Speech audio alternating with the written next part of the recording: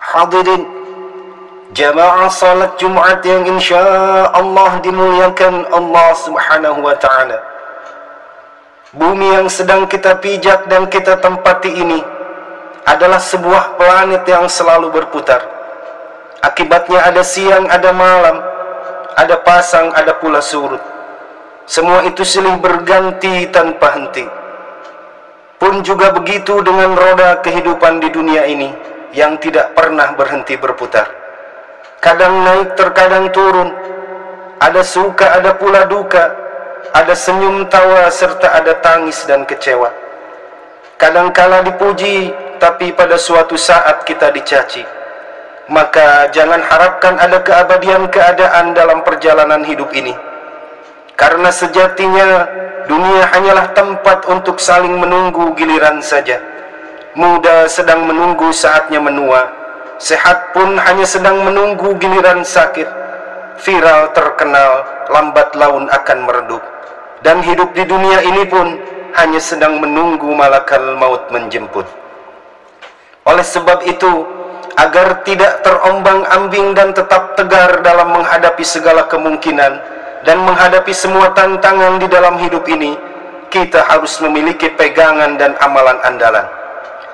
Ada 3 amalan terbaik yang harus diupayakan, kemudian didawamkan agar hidup kita menjadi lebih baik dan lebih terarah.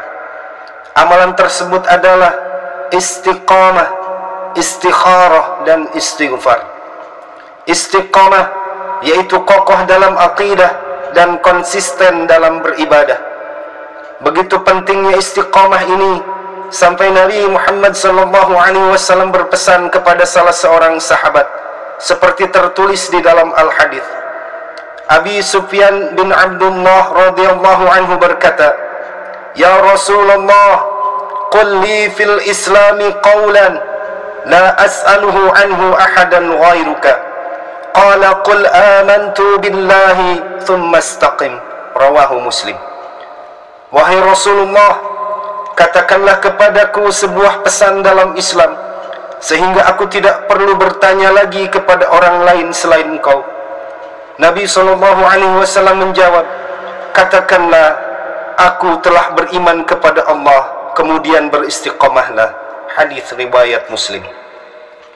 Orang yang istiqamah selalu kokoh dalam akidah dan tidak goyang keimanan oleh karena tantangan, godaan dan situasi apapun. Sekalipun dihadapkan pada peliknya persoalan hidup, ibadah tidak akan ikut redup.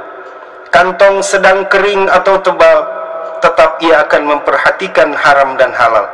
Dicaci, dipuji, sujud pantang berhenti. Sekalipun ia memiliki fasilitas kenikmatan, ia takkan tergoda melakukan kemaksiatan. Orang yang seperti itulah yang dipuji Allah Subhanahu wa ta'ala di dalam Al-Quran surah Fussilat ayat 30. A'udzu billahi minasyaitonir rajim.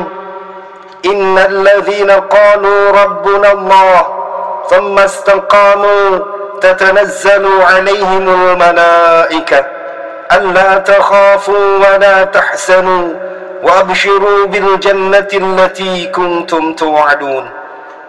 Sesungguhnya orang-orang yang mengatakan Tuhan kami ialah Allah, kemudian mereka istiqamah, yaitu meneguhkan pendirian mereka, maka malaikat akan turun kepada mereka dengan mengatakan, janganlah kamu merasa takut dan janganlah kamu merasa sedih, dan bergembiralah dengan surga yang telah dijanjikan Allah Subhanahu wa ta'ala kepadamu. Hadirin jamaah salat Jumat yang insya Allah dimuliakan Allah Subhanahu wa ta'ala. Amalan terbaik yang kedua adalah istikharah. Istikharah yaitu selalu mohon petunjuk kepada Allah Subhanahu wa ta'ala dalam setiap langkah dan dalam segala urusan, serta penuh pertimbangan dalam setiap keputusan.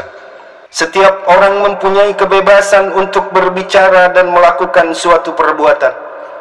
Akan tetapi, menurut ajaran Islam, tidak ada kebebasan yang tanpa batas, dan batas-batas tersebut adalah aturan-aturan agama.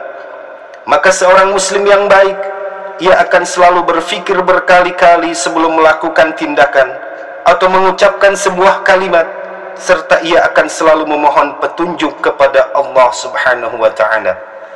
Nabi Muhammad sallallahu alaihi wasallam pernah bersabda, "Man kana yu'minu billahi wal yawmil akhir falyaqul khairan aw liyasmut."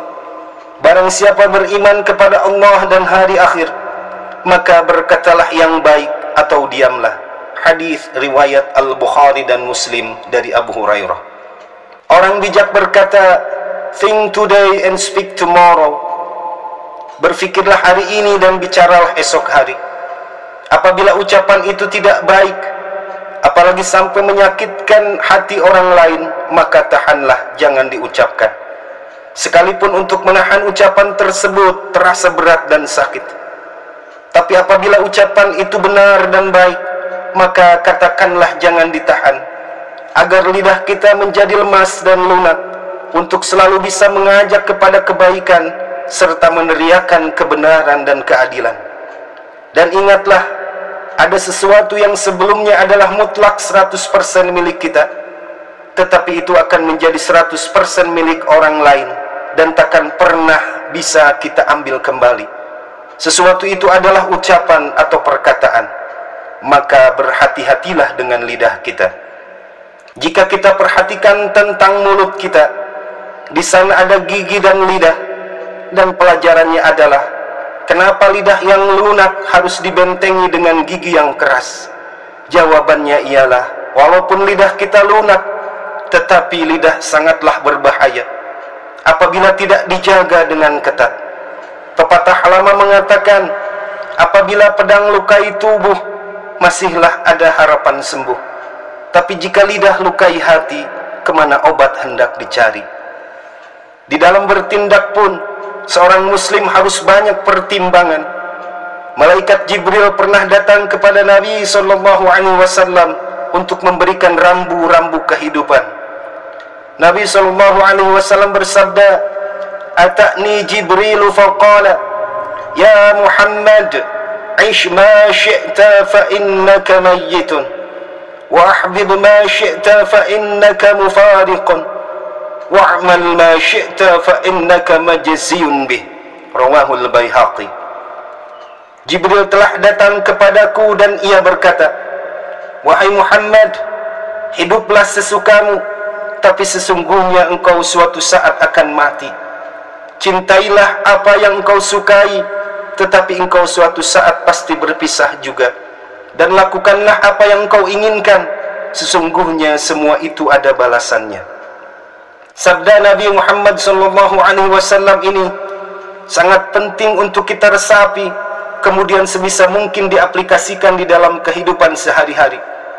Agarnya hadis ini menjadi pengingat untuk diri kita bahwa semua tidaklah ada yang kekal, semua ada batasnya, dan semua perbuatan baik ataupun buruk pasti ada balasannya.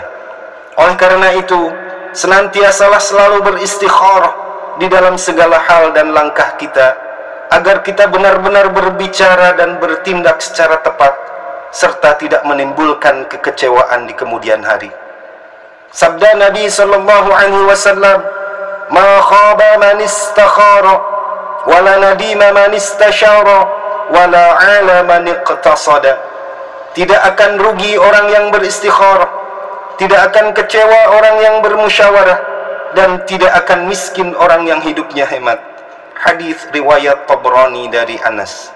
Hadirin jamaah salat Jumat yang insya Allah dimuliakan Allah Subhanahu wa ta'ala. Amalan yang ketiga yang harus diupayakan dan didawamkan adalah beristighfar, yaitu selalu introspeksi diri dan selalu mohon ampunan kepada Allah Rabbul Izzati. Setiap manusia pasti pernah melakukan dosa dan kesalahan, sebab manusia adalah tempatnya salah dan juga lupa. Namun, yang harus kita renungi adalah bahwa setiap kesalahan dan dosa itu sebenarnya akan menjadi penyakit yang akan merusak terhadap kehidupan kita. Oleh karenanya, penyakit ini harus segera kita obati. Tidak sedikit persoalan besar yang kita hadapi di dalam hidup ini adalah diakibatkan oleh dosa dan kesalahan kita sendiri. Maka sudah saatnya lah kita introspeksi diri memohon ampun kepada Allah Subhanahu wa taala, kemudian lakukanlah koreksi untuk menyongsong masa depan yang lebih cerah dengan penuh keridhaan Allah Subhanahu wa taala. Firman Allah Subhanahu wa taala di dalam Al-Qur'an, "Faqul tastaghfiru rabbakum innahu kana ghaffara yursilis samaa'a 'alaikum midrara wa yumdidukum bi amwalin wa banin wa yaj'al lakum jannatin wa yaj'al lakum anhara." Aku, kata Nabi Nuh alaihi salam, berkata kepada mereka, beristighfarlah kepada Rabb kalian, sungguh Dia Maha Pengampun. Niscaya Dia akan menurunkan kepada kalian hujan yang lebat dari langit, dan Dia akan memperbanyak harta serta anak-anakmu, juga mengadakan kebun-kebun dan sungai-sungai untukmu. Quran Surah Nuh ayat 10-12. Ayat di atas menjelaskan dengan gamblang bahwa di antara buah dari istighfar adalah turunnya hujan, lancarnya rezeki, banyaknya keturunan, suburnya kebun, serta mengalirnya sungai. Dikisahkan dalam tafsir Al-Qurtubi bahwa suatu hari ada seseorang yang mengadu kepada Hasan Al-Basri tentang lamanya paceklik. Maka beliau pun berkata, beristighfarlah kepada Allah. Kemudian datang lagi orang yang mengadu tentang kemiskinan. Beliau pun memberi solusi, beristighfarlah kepada Allah. Terakhir, ada yang meminta agar cepat punya keturunan. Hasan Al-Basri pun kemudian menyarankan, beristighfarlah kepada Allah. Ar-Rabi bin Sabih, yang kebetulan hadir di saat itu, bertanya kepada Hasan Al-Basri, kenapa engkau menyuruh mereka semua untuk beristighfar? Maka Hasan Al-Basri pun menjawab, aku tidak mengatakan hal itu dari diriku sendiri, namun sungguh Allah Subhanahu wa ta'ala telah berfirman di dalam Quran Surah Nuh ayat 10 dan 12 yang telah saya bacakan tadi. Adapun dari hadis Rasulullah sallallahu alaihi wasallam yang menunjukkan bahwa memperbanyak istighfar merupakan salah satu kunci pembuka rezeki. Nabi sallallahu alaihi wasallam bersabda, "Man aktsara minal istighfar, ja'alallahu lahu min kulli hammin faraja, wa min kulli dhaiqin makhraja, wa razaqahu min haitsu la yahtasib." Barang siapa yang memperbanyak istighfar, niscaya Allah Subhanahu wa ta'ala akan memberikan jalan keluar bagi setiap kesedihannya, memberikan kelapangan untuk setiap kesempitannya, dan memberikan rezeki dari arah yang tidak disangka-sangka. Hadis riwayat Ahmad dari Ibnu Abbas. Hadirin jamaah salat Jumat yang insya Allah dimuliakan Allah Subhanahu wa ta'ala, tiada kehidupan yang sepi dari tantangan dan godaan. Maka agar kita tetap tegar dan selamat dalam berbagai gelombang kehidupan, tidak bisa tidak, kita harus berusaha memiliki dan melakukan 3 amalan tadi, yaitu istiqamah, istikharah, dan istighfar. Semoga Allah Subhanahu wa ta'ala selalu memberi kekuatan dan kemampuan kepada kita semua untuk menatap masa depan dengan penuh keimanan dan ketakwaan, agar rahmat dan keberkahan dari Allah Subhanahu wa ta'ala senantiasa selalu melimpah ruah kepada kita semua. Amin ya Allah ya Rabbal Alamin. Barakallahu li wa lakum fil Qur'anil azim, wa nafa'ani wa iyyakum bima fihi minal ayati wa dzikril hakim, wa taqabbalallahu minni wa minkum tilawatah, innahu huwas sami'ul alim.